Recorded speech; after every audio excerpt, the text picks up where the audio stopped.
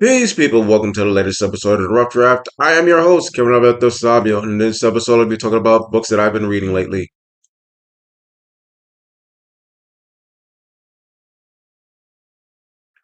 Thank you for tuning into this latest episode of the Rough Draft. We are still in the month of May. In this episode, you could kind of reference back to episode 26 and 28. I haven't done something like this in a while. It's been a hot minute. So I'll be talking about books that I've been reading lately. This is not a book review episode, but it's something about just certain works that I've been reading to help me to make my projects more culturally relevant, more culturally accurate, and to enhance my stories and make them better, specifically with my novels. So, these are books that I've been reading for inspiration. Without further ado, let me talk about one of the books that I've read, which is called Sons of War, Coco Baile and Mani, Warrior Culture of Puerto Rico and Cuba. It is written by Miguel Quijano. Basically, what the book talks about is the African fighting style of Puerto Rico and Cuba, where they're derived from, the history of the style, some of the movements that are in there. This is actually a very good book, as you can see. I have like a lot of chapters and stuff like that marked off with these tapes and whatnot. So it's very much helpful for some of my stories. Three of the Chronicles of the Black Fist. That's been helping me because I do have two characters in there that are from Puerto Rico, and giving them the historical African martial art of Juego de Mani, which is basically a fist fighting art, well, foot fighting art actually, and Coco Ballet actually is a stick and sword fighting style. Pretty much its roots are in Africa, and so it helps with that story. I know for the Adventures of Don Tierra Valiente, that helps with that. And so it's taught me a lot, and it's helping me to write that particular a few more chapters in that particular manuscript. Also that I've been reading is a book called Fighting for Honor: The History of African Martial Arts Traditions in the Atlantic World. Yeah. So this is the cover of the book. It's very historical in nature, so it talks about certain fighting styles that have been developed on the African continent, and how during the Ma'afa, during our enslavement, a lot of those fighting styles have been transported over to the West. And some of them that exist here in the West, where they're derived from, or the research that the author has that says where some of those fighting styles have possibly derived from. So it's an interesting book. Some of his thesis in here I didn't necessarily agree with. So I mean, it's informational. I don't think it's a great book, but it's good, and I took it for what it was. And again, this is something that could actually help me as far as specifically for stories in the Chronicles of Black Fist, where I do talk about certain, I'm going to say, African martial arts fighting styles and the different characters who use those different styles. So it is helpful. Also, I have um, Rights and Fundamentals: Thoughts on Developing Effective Rites of Passage Program. This is by Bomani Baruti.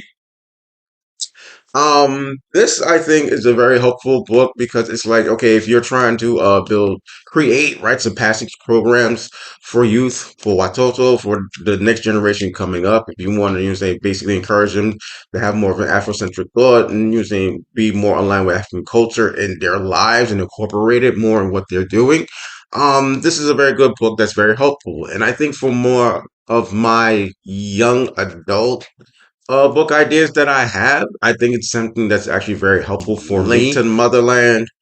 That's a possible manuscript that I'm considering writing. I haven't started that yet. It's still like one of my old conversion projects. I haven't started writing as a novel yet, but also Walk Like a Warrior. It's something that I can use. The information in here, it's very helpful, and I think it can help me make that story a lot stronger. I'm still in the process of writing the first draft of Walk Like a Warrior, so it's not done yet. Um, but it's getting to a point where a lot of this information that's in here can actually help me and enhance the story and make it a little bit better because it is more of coming of age story. Also, I have also from Bomani Baruti, Clarity, Remembrance, Reality, and Vision. So this is another book that I'm reading. And again, I think it can really help to enhance as far as like what we're trying to do as far as incorporating using Afrocentric thought and African culture in our everyday lives, especially dealing with the system of white supremacy that we deal with here in the West. So you saying just incorporating a lot of these things in our lives, this also is helping me as far as like some of my projects is concerned. It's really inspiring me to finally finish book three and book four of the Chronicles of the Fist book series, along with some of the other books that I've been reading. So it's helpful. It's doing what it needs to do, and a lot of these, specifically in a lot of his essays, I've actually really gotten into Bomani Baruti's work, so it's helping me a lot with writing a lot of my current novel projects. And finally, what I've been reading also from Bomani Baruti, Identity, Sealy, Culture, Society, and Person, Frontline Concepts in African-Centered Sociology. So this is his one of his books, another one of his books that I'm reading.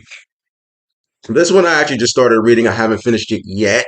I'm a few chapters in. I think I've read the first three chapters or something. Again, this is something that's actually helping to inspire me to write more for the Chronicles of the Black Fist, and also another project that I have, Umoja a Conflict.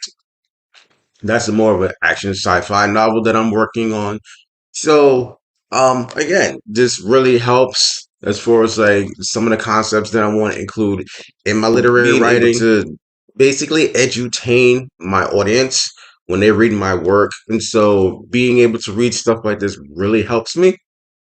I think it helps to make me a better writer, and also just in my everyday life of activism, I think it makes me a better person and a better activist. I think it makes me more accurate what I'm trying to do, what I'm trying to bring forth to people.